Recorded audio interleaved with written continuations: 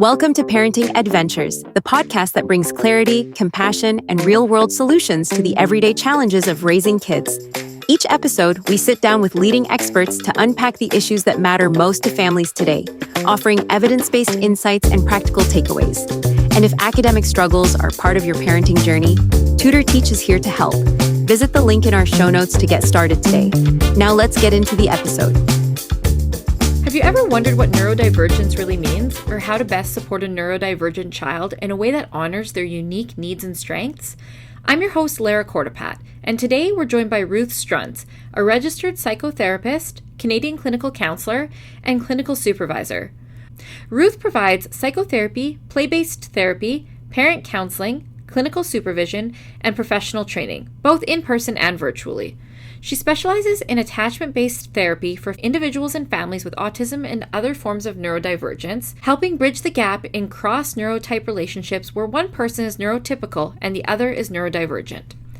In this episode, Ruth breaks down common but often confused terms like neurodiverse, neurodivergent, and neurotypical, making them easy to understand.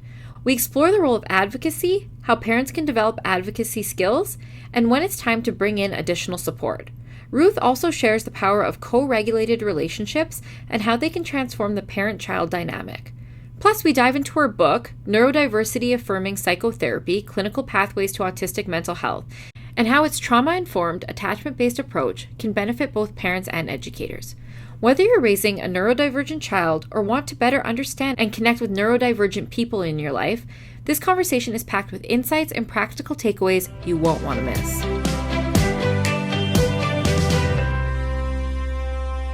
So, Ruth, thank you so much for joining us today. It's such a gift to have your expertise on the show. I'd love to start at the very beginning. When we hear the word neurodivergence, what does that actually mean? And why is it so important to use the right language when we talk about it? Oh, Lara, thank you so much. And thank you for having me on. This is just wonderful to have a chance to come on and meet you again and talk about something that is so close to my heart and so important.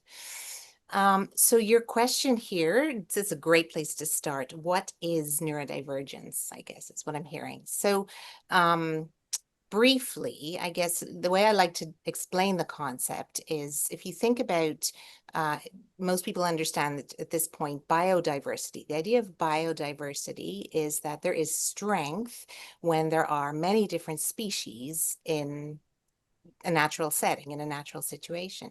So neurodiversity is really comparable. The idea behind neurodiversity is there is strength in a social system when there are many different types of minds included and involved in it.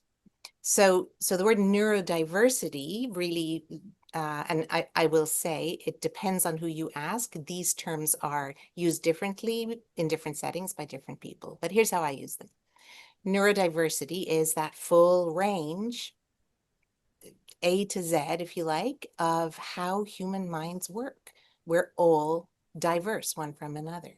There are two other terms that grow from there. So neurotypical and neurodivergent, right? That's sort of the natural next question. And generally, neurotypical refers to a mind that works the way that most people in the same setting with the same cultural background and the same or similar beliefs would expect it to work. So neurotypical is a really shifting concept because it's culturally biased. That's a hard one to really nail down because you'd have to almost be in the mind of the person next to you. Exactly so. Neurotypical is sometimes taken as a quote unquote baseline for how somebody might respond in a situation, how someone might behave in a situation, sort of what would be expected. But as you say, that depends on who's doing the expecting, what they know, what they're bringing, etc. But it's a baseline if you like. And then from there, neurodivergent is used to describe folks whose minds are wired up so that they will respond differently because they're experiencing a situation differently. So neurodiverse, neurodivergent, neurotypical. There's the lingo. Yeah. Neurodiverse and neurodivergent, I believe, often are used interchangeably, but they have differences. I've observed that too. Again, the language is relatively new.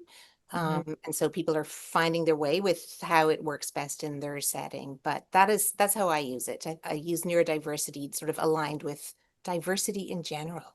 That is all of us being different one from another, and that's what makes us strong. We And won't. it is, like you said, it's relatively new terminology. When I was in grade school, these terms did not show up. I think it was the whole neurodiversity movement is attributed to a woman by the name of Judy Singer. I don't have the exact dates, but I believe she was late 60s, early 70s. She was an occupational therapist.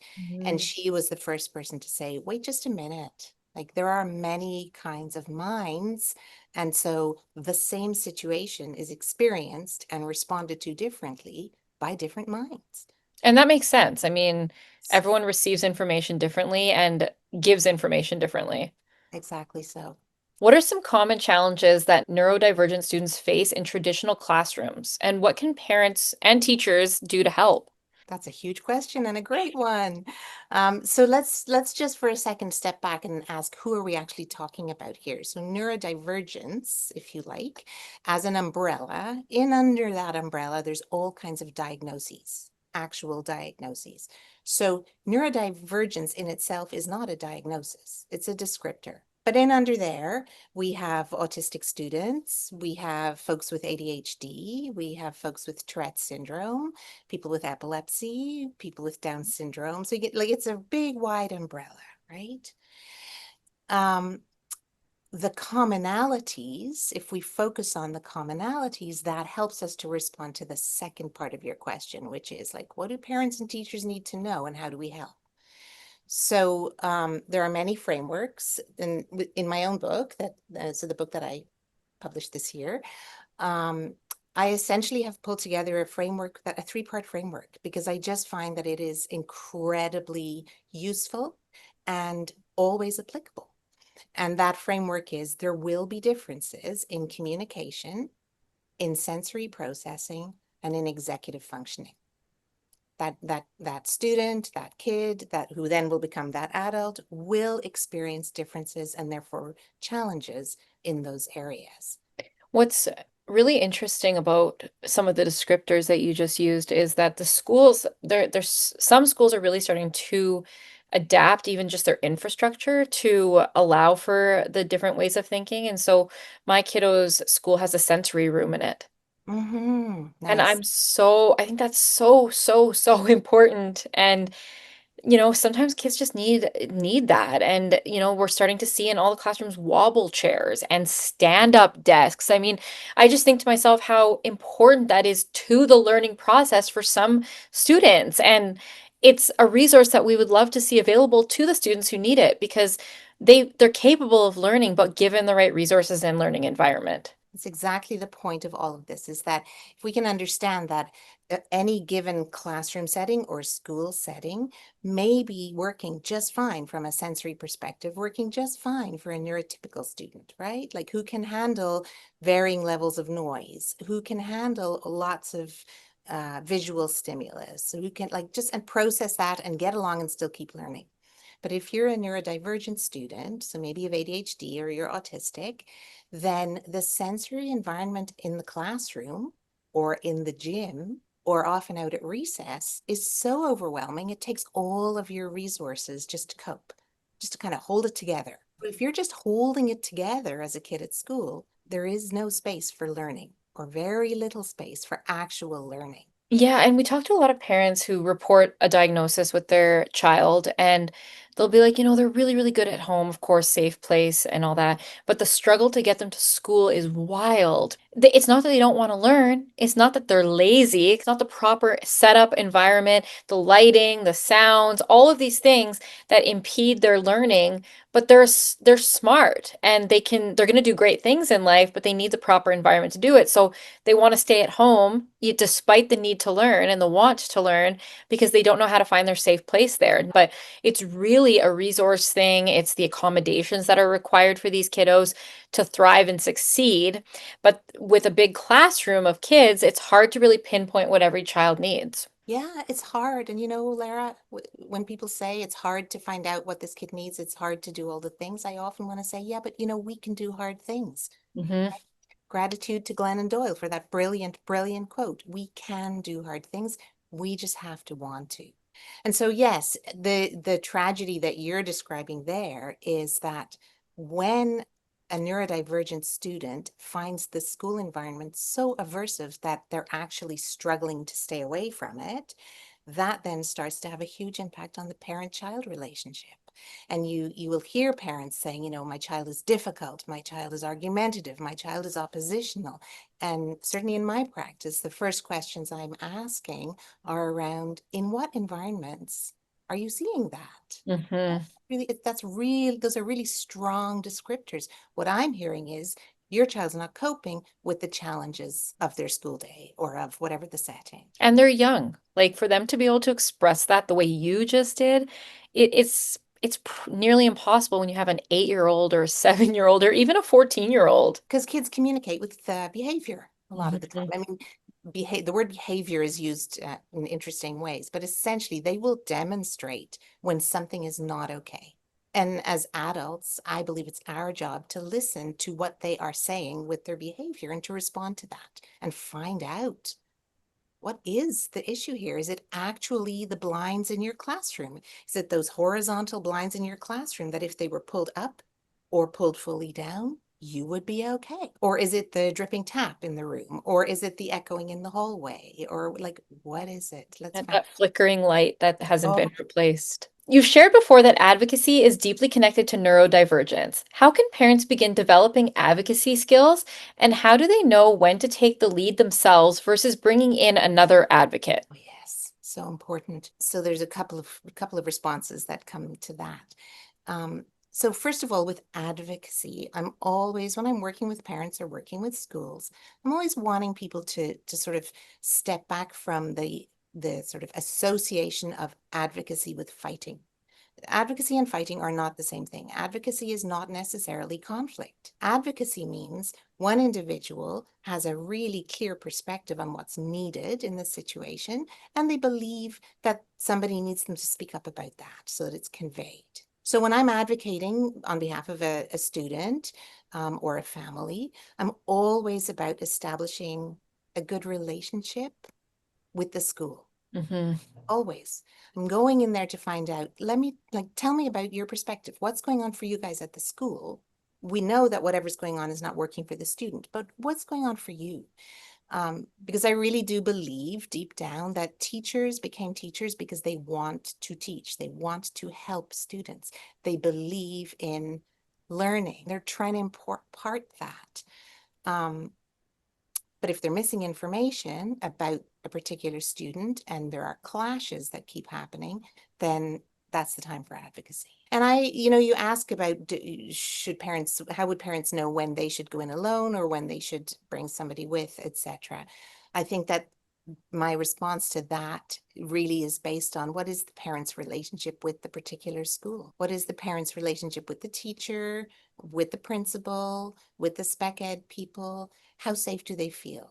And if you don't feel safe as a parent, certainly bring a second person with you, be it a friend or another parent, just so that there's another set of ears or somebody taking notes aside from someone within the system. And if you need to ramp it up, if you've tried that and it's not working well, then that's when you start looking at, yeah, can I bring in a professional? Do we all need some more information here to make this work?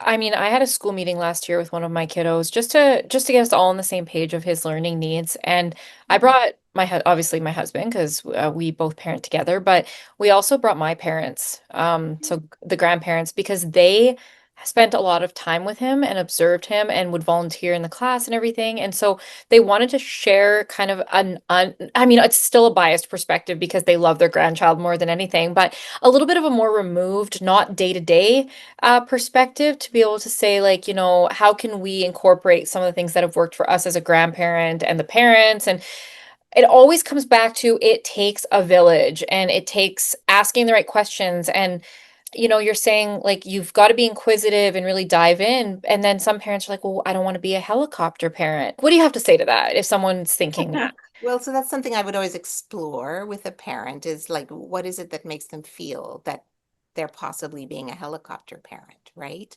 My understanding of helicopter parent is that you're always buzzing around and you've always got your sort of, you're involved in your kid's life in ways that you really don't need to be and shouldn't be, right? But this is your child's education. And if Mhm. you have a child who's coming home unable to do their homework, if there's tears and fighting at home, if the morning is a nightmare because your kid doesn't feel they can go to school, how could you possibly call yourself a helicopter parent by collaborating with the school to find out how can we better support this student, my child? So many parents And always have a burning curiosity if their child's struggles are just a phase or something deeper. So, what are some early signs that a child may be neurodivergent? that depends on what type of neurodivergence we're talking about, right? Like, so it's sort of that's sort of diagnosis specific. So if you're asking about, like, for example, what are some early signs that your child may have ADHD? So that would depend on what type of ADHD we're talking about. There are three types, right? So the hyperactive impulsive type, the inattentive type, or the combined type, which is both. Hmm. So essentially, by the time a child is 4 years of age and headed off to school, their parents already know whether they are processing in typical ways or whether, they're sending their child to kindergarten and they're just waiting for the phone to ring. We know our kids. I think the other piece to really add to that is teachers' observations. If parents haven't kind of, very often parents themselves are neurodivergent. And so the way that their child is presenting, the way their child is coping is sort of like, well, that's our family. That's how we roll, right? We're that family. So that's awesome. If teachers by grade 1 and grade 2 are giving some feedback to say, like, we're concerned, here's what I'm noticing about your child when I line them up with other kids, here's what happens. When I hold up your kid against other kids, I see a real difference, etc. And then it's up to parents to decide, do I want to go for assessment? Do we want to dig deeper? Or do I want to just help this teacher understand what my child needs so they can function better in the classroom? I've heard that before where the child behaves very differently at home than at the school and it doesn't match. And I think that that's when you may want to investigate more because maybe there's something that they're acting differently in different environments. Well, and that's a huge one for autistic families, and in particular, families of autistic girls, Mhm. because autistic girls are really expert at masking while they're at school, and then will come home, and very often, having held it together really hard all day, there will then be meltdowns at home. In fact, that's not just autistic females, it's males and females. But the biggest mistake and a really, really unfortunate misconception that will buzz in the staff room is, well, I don't know like what's wrong with this kid that's all happening at home and we don't see it here at school. So that's called parent blaming, and that's something to really watch out for. And when I'm working with teachers, I'm always quite open about the fact that if you're hearing that kind of stuff among your colleagues, let's recognize that for what it is, and let's hold one another responsible to sort of be accountable for what we're saying. So yeah. Also, because parents do put a lot of pressure on themselves, right? As a parent, you're thinking like, I want to do the best job I can do. I like find me a parent who doesn't want to do the best job they can do, you Right. know? Yeah. Even just recently, I was picking my kiddo up from preschool and they said he said a bad word. And I instantly internalized that to be like, do they think that that's what I'm teaching him at home? They must think that this is coming from me. And when I told my husband, he was like, do they think that's how we talk? And I'm like, I hope not. Like, so immediately you're internalizing it as a parent anyways. Like you make it about yourself in some ways because you're like, am I not doing a good enough job directing and guiding my child? And yet you are. Hmm. If you know, and your husband knows that's not how you talk at home, isn't that interesting that we default to what will the teacher think? Because there's nothing in that would logically mean that the teacher should think that. I would hope the teacher is curious about, uh, hmm, that's an interesting word to be speaking in the room, or let's get curious. But Actually, interestingly enough, this teacher said, she told me in private about this, and she said, we don't want to make a deal of this. So I'm going to ask you to not even mention it to your child so that we can see if it corrects itself because we're not drawing attention to it. That was her strategy. She wanted to see if we didn't put a lot of attention into the use of the word, if perhaps he'll think, well, there's no point in using it. No one cares anyway. And I thought that was actually really interesting. I haven't seen that before where the teacher said, but please don't mention it to your child because it's the only time it's happened. I think they wanted to see if it was a for reaction purpose and let's just see what happens in the next class. Wonderful. And that it really connects to, we were talking earlier about my colleague Alison Schaefer, the Adlerian colleague, and that would be so aligned with what an Adlerian therapist would say, which is if you give it attention, then yes, you will reinforce it. So I love that that teacher is allowing your child the opportunity to kind of test the waters with that. And if we don't give it any attention, perhaps it just won't happen again. I Right. appreciated the approach. I really like it. I also really appreciate that he or she is doing the teaching at school and allowing you to be the parent at home and not sort of drawing you into your child's life outside of the home unnecessarily. You'll need to be involved in various ways, but that's Mhm. not one of the ways, right? So you've talked about co-regulated relationships where two people influence and support each other's emotional states as being key for both teaching and learning. Can you share an example of what that looks like between a parent and a neurodivergent child? A parent and any child, first of all. So the idea of co-regulation is exactly what you've said, which is when one is dysregulated, is upset, is crying, is angry, is whatever, then the actions or the demeanor of the other bring both of us down. So it's not just that I, the adult, will bring my child to a regulated state. It is that when I bring my child to a regulated state, I also feel more regulated. Right? So it's really a feedback loop. That's how co-regulation works. Um, Now, when you have a neurotypical parent with a neurodivergent child, very commonly there are big struggles because what the neurotypical parent is doing, what they have done with their other neurotypical kids, sometimes doesn't work with their neurodivergent child. Especially when you have more than one child. Right. Yeah. Right. And in fact, when you point that out, it's even less so about neurodivergence as just about having more than one child. What works with child number one doesn't necessarily work with child number two, even though we all try it, right? So yeah, so you watch your child, and if what soothed the first one doesn't soothe the second one, then you're going to try a whole other set of tools. Um, but it's a little more tricky when you have a cross neurotype parent-child relationship, and that's what this is, right? It's one of them is neurotypical, the other is neurodivergent. And so the neurotypical parent really is on a big, sharp learning curve in the early years to find out, yikes, how do I bring my presence and my calming capacity into this relationship with my child? And they do it. They do it, right?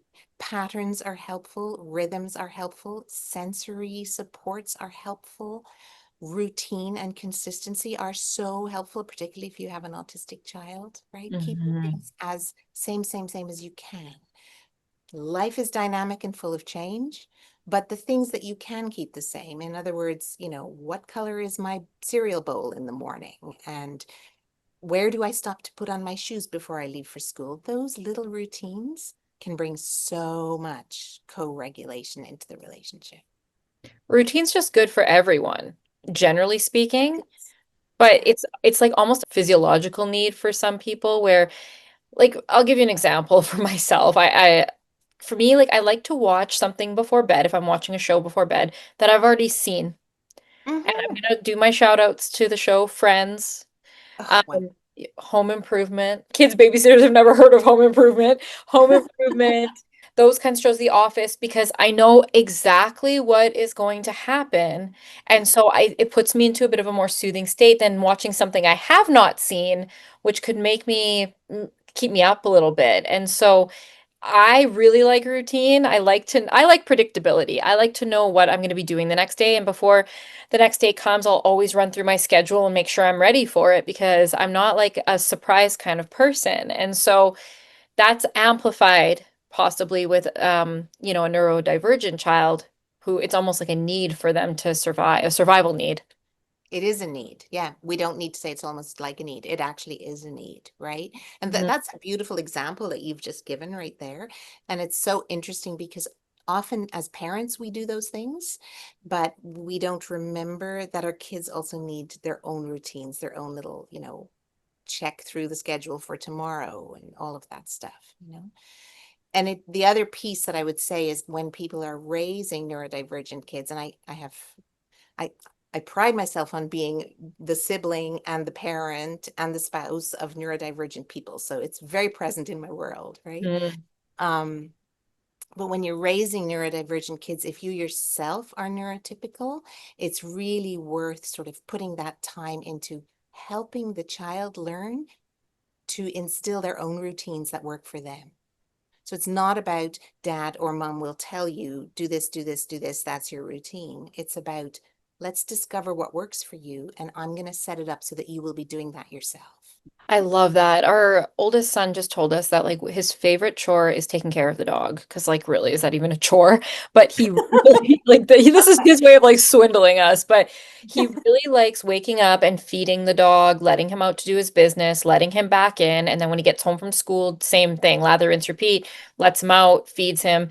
And we used to split that responsibility amongst him and his brother, but his brother didn't care for that job at all. Like it's just it didn't really resonate with him. And so we decided if, let's give it to the kiddo who really thrives off that type of routine where it makes them feel like they've accomplished something. It keeps them on track for their next, eating breakfast or, so I can see that. And this conversation even just puts me in that category where I'm trying to think like, what can you do as a parent? Because like you said, you can't parent every child the same. I have 4 kids.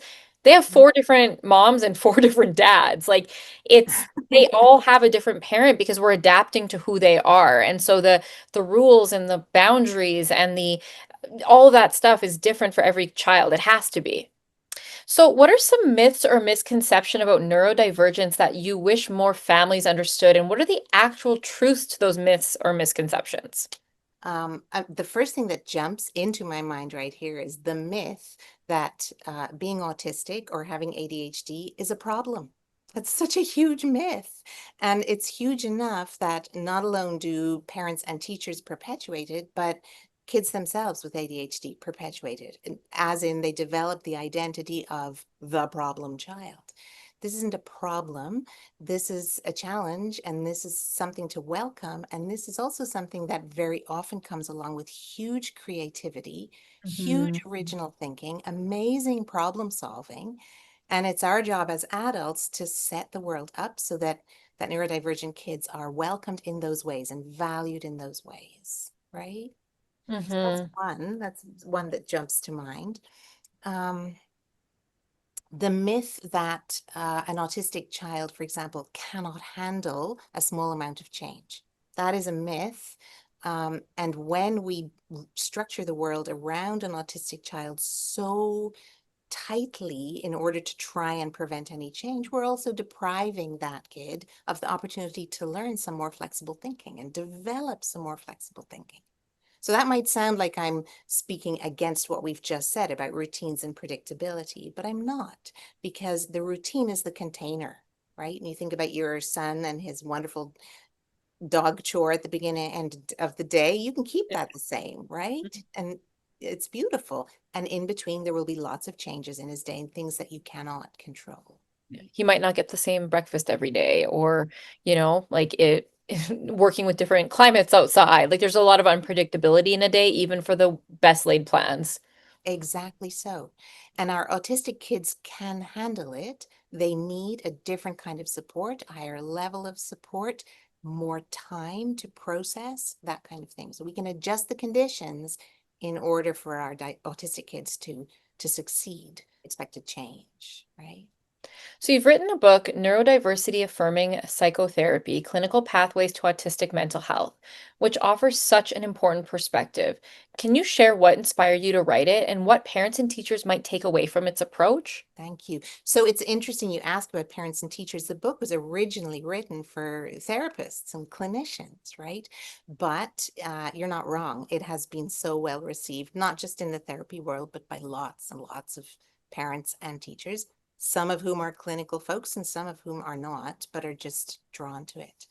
Um, the book is really intentionally written in plain language. That's the way I speak. That's the way I work with my clients. I'm not a believer in overly clinical terminology, but it's well researched and it's robust and It's helpful. And I wrote it because it had come really clear to me over the years in my own practice that the piece, the relational piece that I call the cross neurotype therapeutic alliance, so the connection between the therapist and a client, is assumed to be we have the same neurotype. Right? Traditional therapy of all the different kinds is based on an assumption that we think the same about the world, we experience the world similarly. And when that's not the case, the cross neurotype alliance breaks down because the therapist very often will go to a place of feeling like, I can't help. Like my job is to help and I can't help.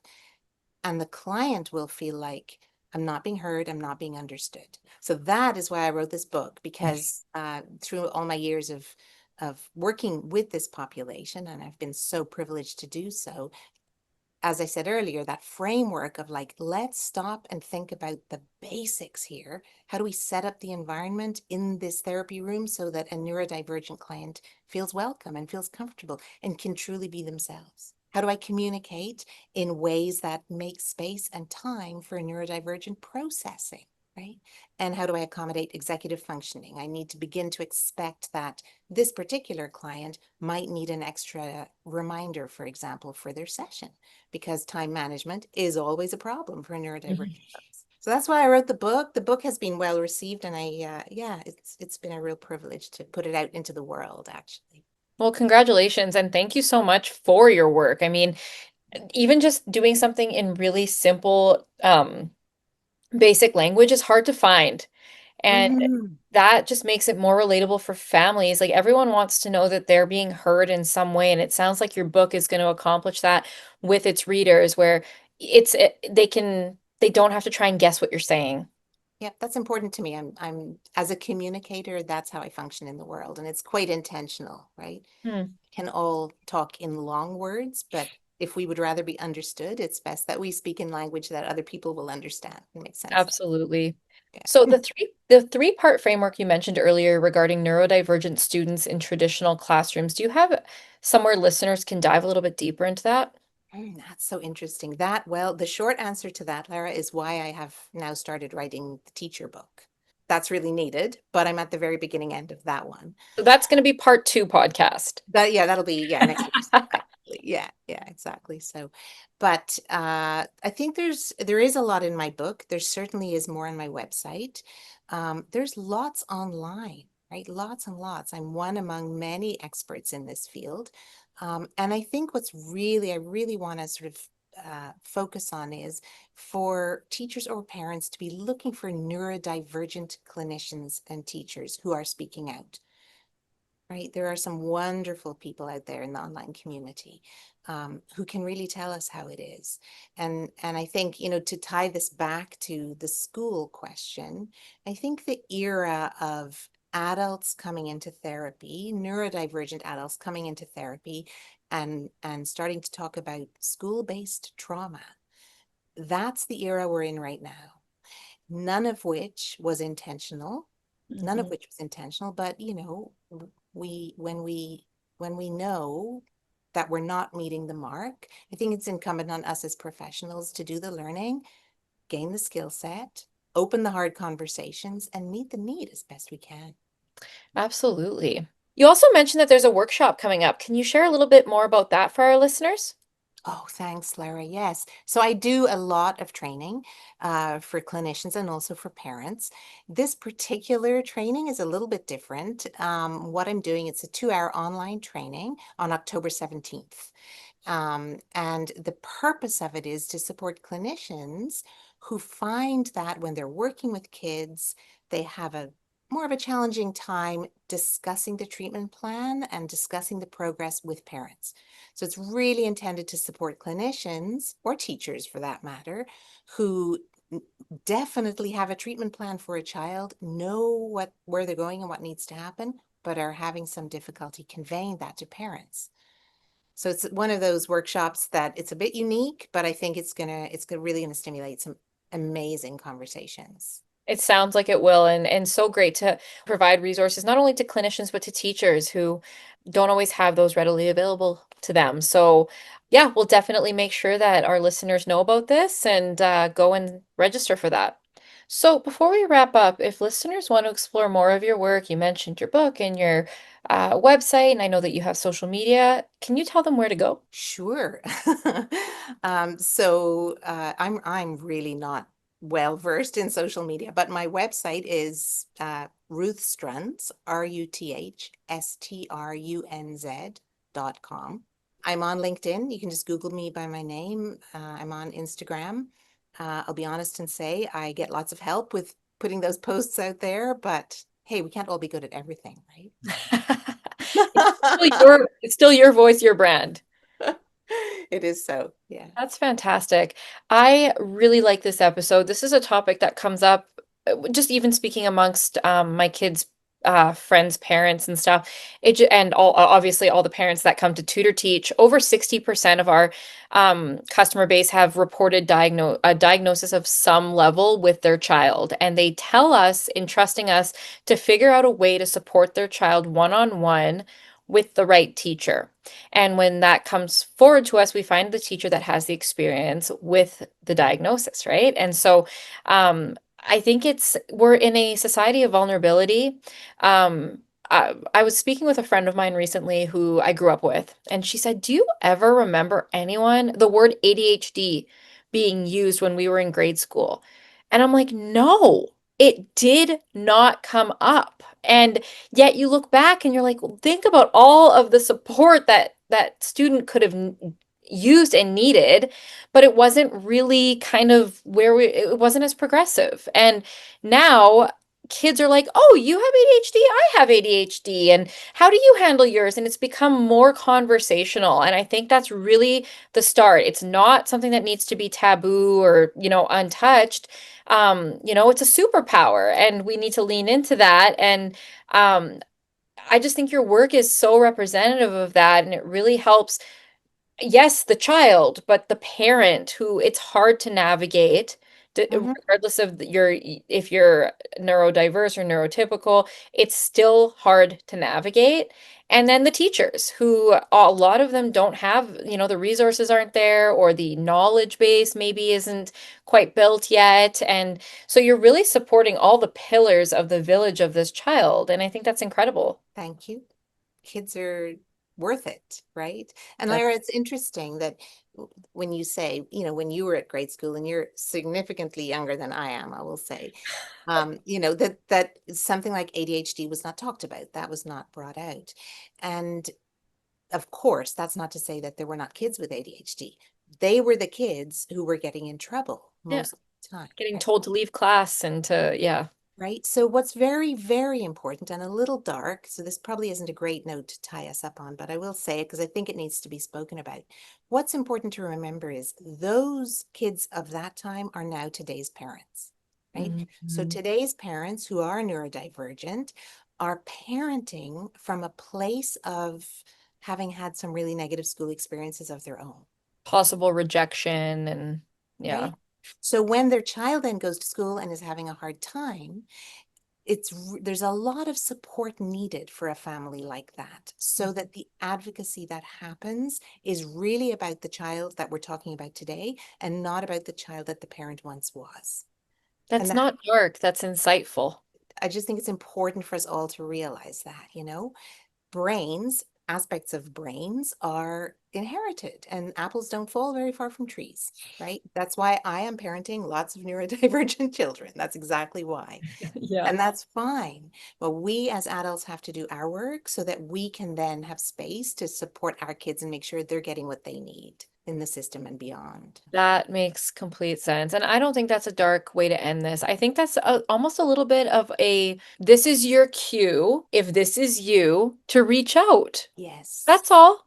Yes. It's not an end game. There's no end game here. Like it's a constant. You don't stop being a parent even when your kids are grown up. And it's a support network and really navigating it as a team. A family's a team.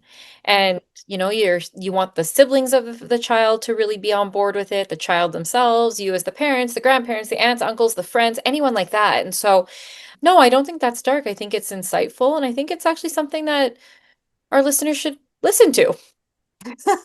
Listen, yeah. As you say, reach out, get help. There are lots and lots of neurodiversity affirming therapists out there who can provide that kind of support.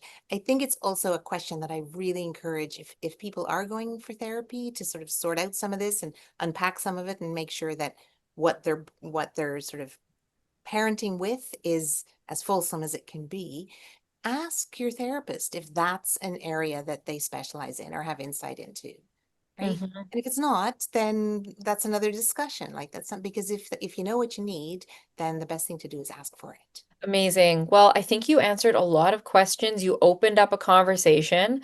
Probably could stay on this call with you for another hour, but we won't. I would have loved it. But let's look forward to the release of this book, the next one that you're working on right now, and the fact that you're just continuing to help families and teachers and provide a really strong resource base for them. So thank you so much for all of your work and also for sitting down with us. I know you have a busy schedule, for sitting down with us and enlightening our listeners and myself too. I feel like I learned a lot through this, and I have some ways to implement strategies in as a parent myself. Wonderful. Well, thank you so much for the opportunity, Lara. Lovely to speak with you. That's a wrap on this episode of Parenting Adventures. Thanks for tuning in. We hope you're walking away with fresh insight and a little more confidence for your parenting journey ahead. And if you're looking for academic support, head to tutorteach.ca to learn how we're here for families just like yours. Until next time.